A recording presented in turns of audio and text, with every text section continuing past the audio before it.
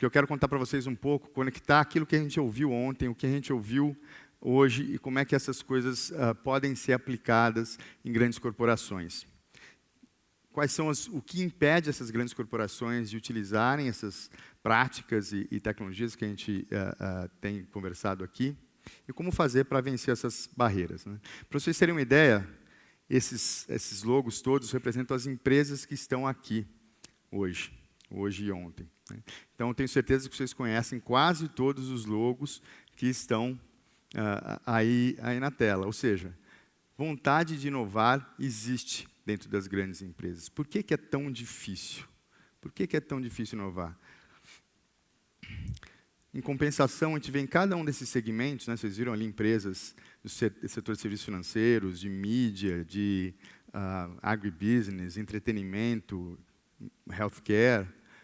Para cada um desses segmentos existe um mapa como esse, com centenas de startups que estão fazendo coisas incríveis e que estão deixando muito incomodadas essas empresas mais tradicionais desses segmentos, né? A gente conhece bastante esses gráficos falando de fintech, mas tem para tudo quanto é segmento, né? Tem healthcare, tem para a indústria automotiva, tem para a indústria de energia, tem para a indústria de viagem, que vem se transformando há muito tempo, né? Até serviços mais tradicionais, RH, né? Real estate, vem se transformando bastante. E falando de real estate, né? Falando de um real estate bastante caro, existe uma startup até querendo colonizar Marte, né? Algo que dá um certo receio, mas é uma startup de 10 pessoas, cuja proposta de valor é colonizar Marte, levando pessoas para lá, sem o ticket de volta, é para ficar lá mesmo. E tem muita gente interessada nisso, tá? A primeira missão vai sair, se não me engano, em 2026. As pessoas ficam por lá mesmo. Tem gente que acha que a vida está melhor em Marte do que aqui, e está tudo certo. Se tem startup colonizando Marte, né, é claro que tem startup fazendo alguma coisa no seu segmento. E qual é a nossa reação, né? Como é que a grande empresa, como é que o profissional dessas corporações reage a isso? Acho que a primeira reação que a gente viu bastante, com certeza, né, é a da negação. Então, não, isso aconteceu lá na indústria da música, aconteceu lá na indústria da mídia, aquilo lá aconteceu em outra indústria, isso não vai acontecer na minha indústria, ou se acontecer ainda vai demorar muito, eu estou salvo disso. Quem pensou assim já se deu mal, e quem pensa assim, certamente, em algum momento, vai se dar mal. O gozado é que a gente vê, existe esse tipo de reação. Recentemente, eu ouvi isso aqui no Brasil, de uma pessoa dizendo, não, isso não é problema, né? Mas, na sequência, vem uma outra reação, né, que é a do pânico, né? As empresas entram em pânico. Caramba, esses caras vão, de fato, me devorar, né? Eles vão conquistar o meu mercado e eu vou sumir daqui a um tempo. E logo depois dessa reação de pânico, eu acho que também a gente já passou, na maior parte, a gente já passou tanto pela negação quanto pelo pânico, a gente entra naquela fase da ação. E eu acho que é por isso que tem tanta gente aqui vindo a esse evento, né? Porque realmente as pessoas querem fazer algo, as empresas querem fazer algo, mas não sabem exatamente o quê. Existe muita confusão. As empresas, então, começam a criar corporate ventures, começam a criar aceleradoras, começam a se associar a programas de aceleração de startup, convidar startups para virem fazer pitches nas suas empresas. Tudo isso é ótimo. A gente teve um painel ontem aqui bem bacana, né, com Cubo, com o Google Campus. Foi super legal ouvir e ouvir um pouco do resultado que isso pode trazer, né, o aprendizado que isso pode trazer. Mas nenhuma dessas coisas transforma uma grande empresa. Essa que é a realidade. Comprar uma startup super inovadora não muda nada na grande corporação. O Google não é inovador porque já comprou mais de 200 startups por aí. Ele é inovador porque ele mantém as práticas de inovação dentro dele, né? Não adianta achar que adquirindo 200 startups, uma outra grande empresa vai se tornar tão inovadora como o Google. Não é assim que acontece, né? Então, o que é que impede estas grandes corporações de serem mais inovadoras e de trazerem coisas que normalmente a gente pensaria que deveriam surgir de uma startup? Eu vou falar rapidamente de 3 coisas aqui. Um mindset, que a gente conversou a respeito ontem, e eu quero trazer um pouco mais para a realidade da grande corporação, hábitos e a velocidade. O mindset de esperar uma disrupção, seja do mercado, seja interna, né, versus o mindset de inovar continuamente. A Carrie falou ontem sobre isso, né, quando ela estava falando dos experimentos da Coca-Cola, etc., que você não precisa esperar criar um produto disruptivo, você pode simplesmente usar essas práticas para se diferenciar, fazer muito melhor o que você já faz. E em algum momento, de repente, pode surgir alguma coisa de fato mais disruptiva, mas você não precisa ter a expectativa de criar algo disruptivo. A mentalidade de que a inovação só acontece de dentro para fora e não de fora para dentro. A mentalidade de que nós desenvolvemos projetos e não produtos. Isso é uma cultura muito arraigada e que a gente vê em todo lugar. Então, se o seu produto é seguro, você faz uma app na qual o seu segurado se relaciona com você, aquela app passa a ser um produto também. O seu produto não é só o seguro, o seu produto é aquela app. Se você não tiver esse entendimento, alguém vai ter, uma daquelas startups que está naquele mapa ali de startups no segmento de seguros, e vai ocupar aquele espaço do relacionamento entre o seu segurado e a sua própria empresa. E mentalidade de produto é uma mentalidade que vai além da construção de, seja lá o que for, né, da experiência, né, da app ou da experiência web, vai além porque ela entende que o trabalho, né, não é só a construção disso, e sim a contínua evolução, o entendimento de como é que isso está servindo no dia a dia dos seus consumidores, dos seus clientes.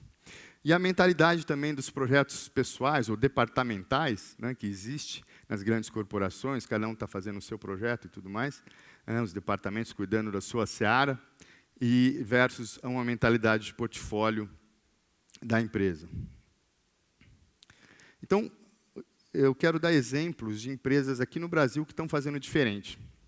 A gente tem, com alguns clientes nossos, células de inovação contínua. Eu até convido vocês, eu espero que vocês tenham oportunidade de conversar com o Ricardo Prates, que ele é da Sul América e é um dos clientes que tem uma célula de inovação contínua com a CIT, onde a gente fica realizando ciclos contínuos e rápidos de experimentação. Esse ciclo amarelo que vocês estão vendo aí, onde a gente roda ciclos curtos de design, muito semelhantes ao que vocês ouviram ontem a Laura descrevendo, o Design Sprint, prototipando soluções em mobile, em IoT. Vocês vão ver um pouquinho disso lá no onde nós vamos ter o almoço em breve e o próximo break, onde nós, em um ciclo de 2 semanas, vamos dar ideação, da construção da ideia, até um protótipo que pode ser validado com o cliente final. E dali você vê o que funciona, o que não funciona, algumas coisas podem passar para o próximo ciclo de ativação, que é o ciclo de verdade, construção daquele produto. Então, é uma maneira muito prática e muito barata de se testar coisas com o seu cliente de verdade. E essa célula de inovação, eu falei de sprint de 2 semanas, significa que, ao final dessa semana, está começando um novo sprint. Ao final daqui 2 semanas, está começando um outro sprint. Então, é de fato inovador, é de fato contínuo, e isso tem o potencial de gerar novos produtos no futuro. A mentalidade da inovação de dentro ou a inovação aberta, né? A inovação vindo de fora. A gente teve o prazer de liderar tem o prazer de liderar uma iniciativa com diversas outras empresas. Na verdade, a gente reconhecendo que nesse mundo de IoT que está se criando agora, né, nenhuma empresa consegue amarrar todas as pontas sozinha. A gente precisa de parcerias, a gente precisa também fomentar esse mercado. A gente criou um mecanismo chamado TEN, é o Technology Experience Network. Convido vocês a visitarem o site ten.org.br. Vocês estão vendo diversas empresas aí que já fazem parte do TEN. E qualquer pessoa física pode fazer parte dessa rede. Tá? Eu juro para vocês, depois que eu preparei o slide, eu vi que parece o símbolo do Lanterna Verde ali, mas não foi nenhum acesso geek. Foi sem querer, mas assim ficou. E o que a gente faz nesse espaço? É um laboratório, tem equipamentos de digitação, de fabricação digital, ou seja, IoT, etc.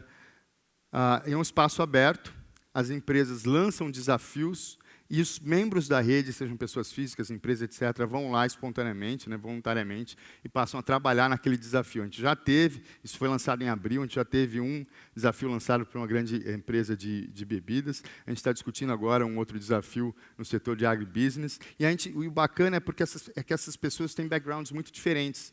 Não são só empresas da CIT, não são só empresas do cliente, pessoas do cliente, são estudantes, são professores, são pesquisadores de diversas áreas, engenharia, alimentos, produção, publicidade, que se unem para resolver um dado desafio. Então, de verdade, inovação aberta e estão todos convidados para conhecer um pouco melhor.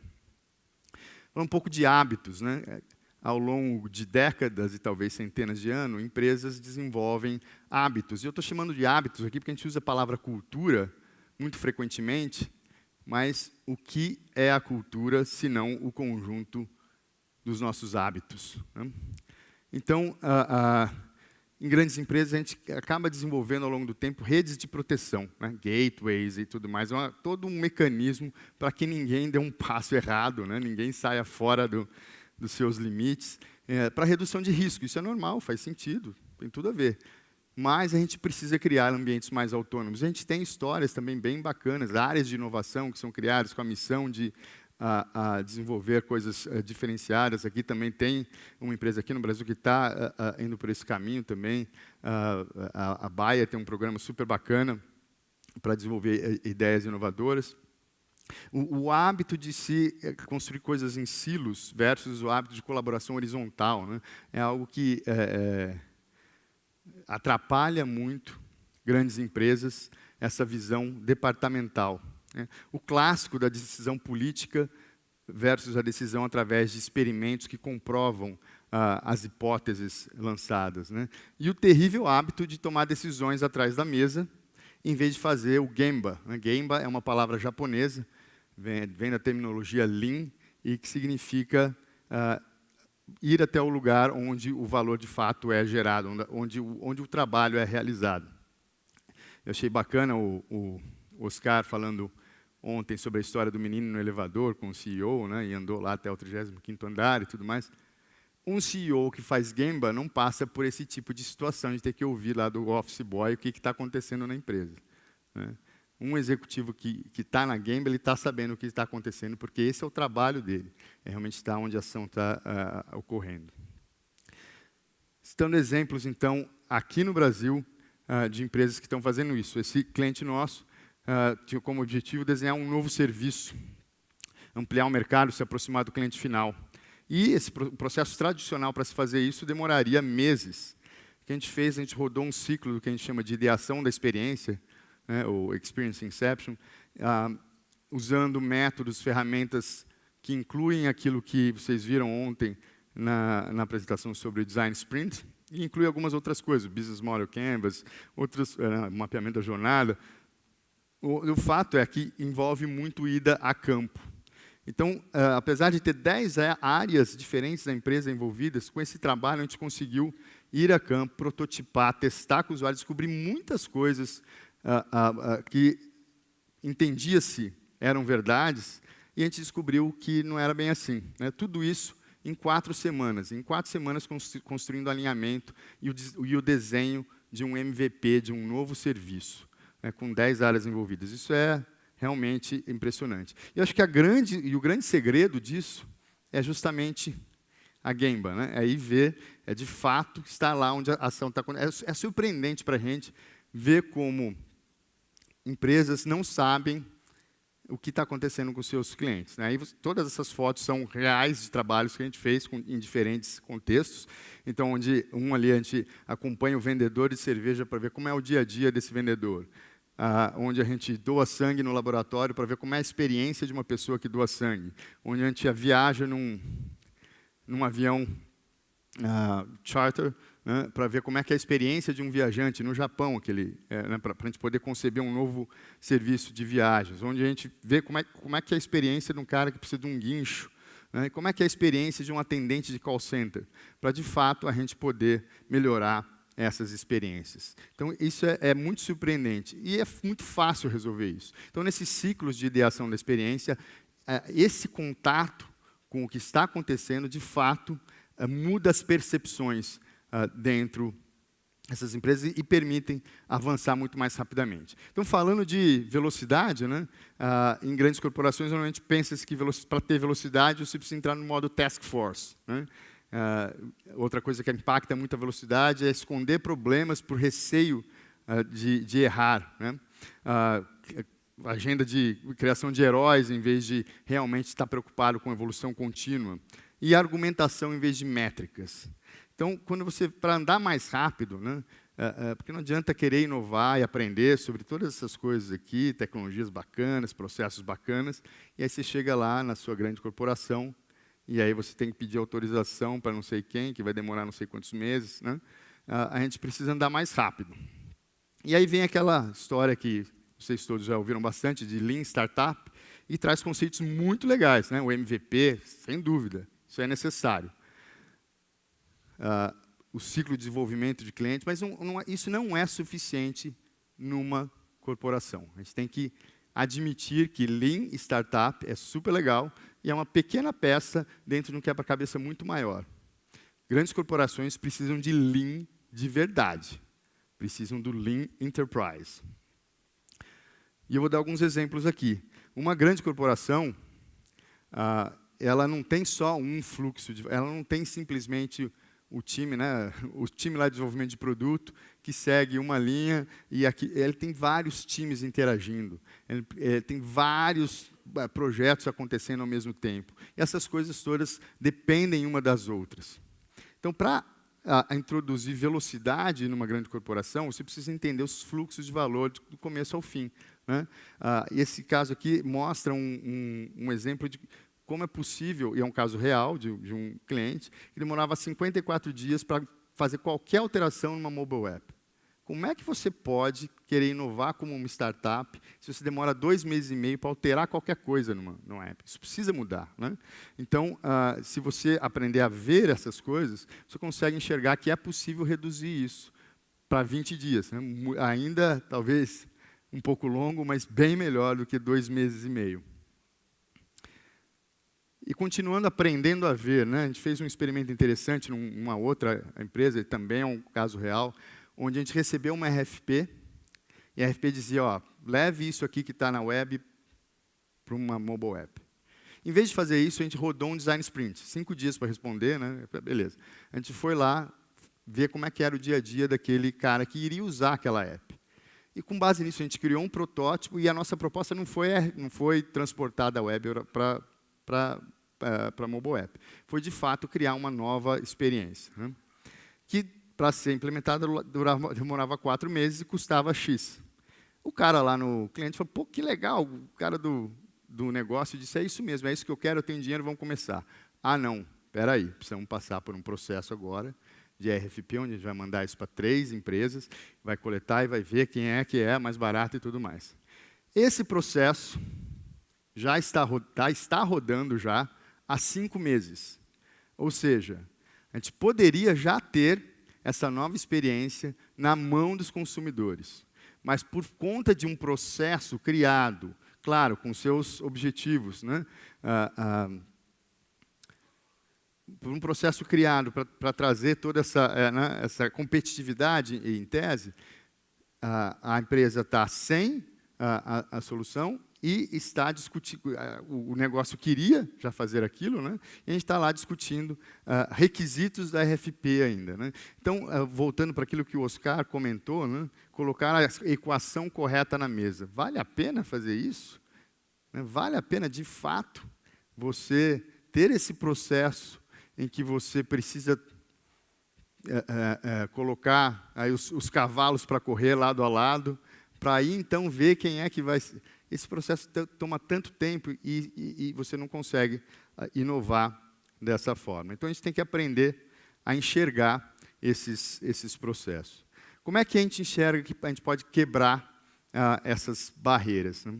A gente vê tudo que a gente falou aqui, né, de digital, as enormes possibilidades, né, de IoT, Big Data, Design Sprint, etc. São coisas fantásticas que nos permitem criar novos produtos, novos serviços, melhorar a experiência, nos traz um potencial criativo enorme de geração de negócios.